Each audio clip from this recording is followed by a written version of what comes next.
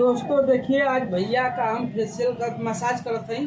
Facial करवाइला भाई कहला कि नहीं शादी में फेशियल कराई और मसाज हो गई चलता। कहता हूँ भाई के तन तिलक बा, इनका भैया इनका भाई छोट भाई का तिलक बा भाई बेचारो कपड़ो तो सजे बजत बालन नहीं भेले भाई मुँह तो अच्छा लगी।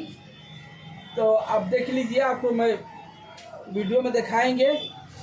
कहिए भैया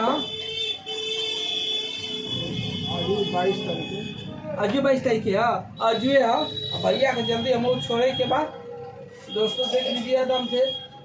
और कोई भी हो मोती जेंट्स पार्लर भेजिए, आपको फेशियल मसाज ब्लीच हर लुकविन हर चीज बाल कलर में केमिकल फ्री मिलेगा। केमिकल वाला बाल कलर वाला नहीं मिलेगा, केमिकल मुक्त मिलेगा हम लोग के मोती जेंट्स पार्लर में। ठीक है भैया, थैंक यू।